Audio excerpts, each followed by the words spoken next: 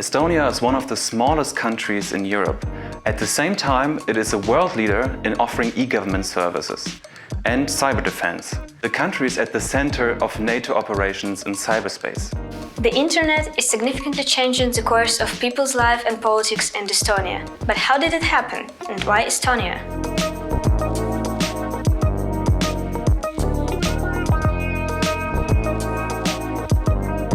To understand how Estonia became what it is today, it's important to understand that this digital transformation didn't just happen by chance. Estonia declared its independence just as the internet started to take off, with the invention of the web. Cyberspace set free, hello virtual reality. Taking a tiger leap into the age of digital communication, the country created an e-government. The Tiger Leap program was an initiative launched by the Estonian government with the focus on equipping schools with information technology, with computers. The level of technological development during the Soviet Union was much lower compared to the Western countries.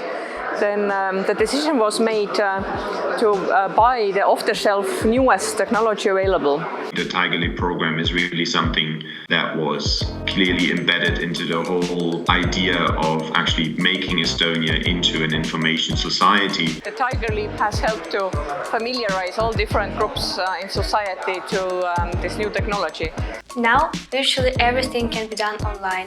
Forms, voting, taxes. You can use it really simply. So when I applied for university, it just took one click in the system and it was done. Or like lately we had European Parliament elections, right?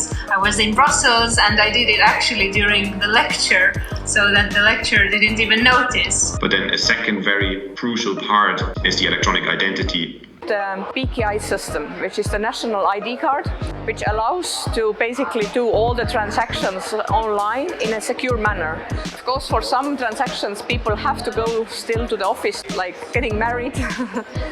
But it's also necessary, right? It has helped Estonia become one of the most prosperous liberal democracies in Eastern and Central Europe.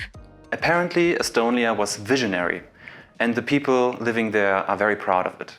I feel that it's like the complex of a small country that, Belgium is known for chocolate and beer, and we don't have our thing, so now we have the e-government and we talk about it a lot. Estonia has positioned itself as like one of the front runners in digital governance, etc., and also in cybersecurity. And this is actually something that on the international policy making area has actually provided Estonia with access to very high-level international organizations. So Estonia actually next year is going to be part of the UN Security Council on cybersecurity. But as convenient and enabling as it may seem, the whole system can become a huge liability. If enemies attack it, they may disrupt everything the country depends on. In 2007, a dispute between Russia and Estonia sparked demonstrations and led to riots. Many people were injured and one person was killed. In the midst of that chaos, a massive DDoS attack happened. There was actually a massive DDoS attack on Estonian infrastructure. Different servers, whether banks, the tax authority, the state portal, all sorts of websites were just flooded with requests and would eventually, some of them actually break down. And in order to contain the risks at some point, different services were taken off the internet. An attack of unprecedented scale. This was the first time that people could see that this is possible, that you can use this new cyberspace domain or cyber domain for a coordinated operation, which has never been seen before. Since then, Estonia has learned that digitalization not only brings opportunities and advantages, but also serious risks. And it was an attack, a cyber attack on a nation state. It woke up many governments in the world. So. Everyone around the world who's concerned about cybersecurity should actually really step up their cybersecurity game. Shortly after this, the NATO Cooperative Cyber Defense Center of Excellence was established in Estonia, which is still the primary NATO training and exercise center. As a result, Estonia has become a major cybersecurity hub in Europe and in NATO. Some of the initiatives by the center, like the annual conference, CyCon, and largest in the world technical cyber exercise, Locked Shields, are those flagship projects. Other countries can draw from its experience. I think Estonian society had crossed an important milestone which many other societies have not crossed yet.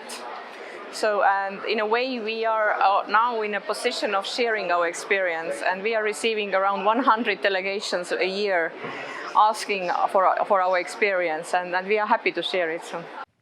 Today, cybersecurity is part of Estonia's e-government strategy.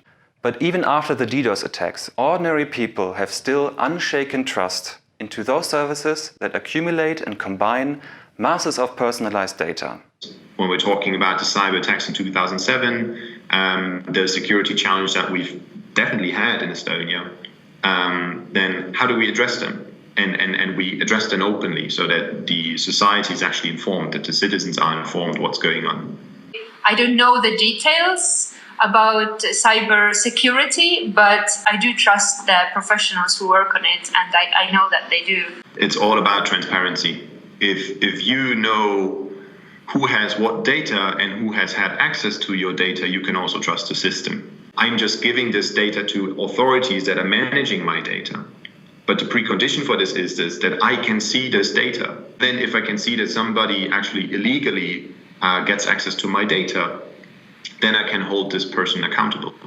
And this is something that we call in Estonia the so-called reverse Big Brother principle.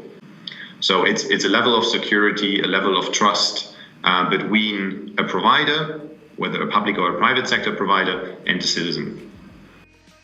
I think that the benefit that you can have people all over the world, the global citizens, as I was in Brussels and I was participating in my country's political life, just through your phone, this weighs up the risks. But shouldn't people be more suspicious of such an extensive digitalization? Is it safe to entrust a government with such potential power? Especially in the country that was recently ruled by the power that stripped its political opponents of all basic rights. Are the Estonian people still to learn what the government and the military already know all too well? As Estonia is becoming more and more digitalized, time will show.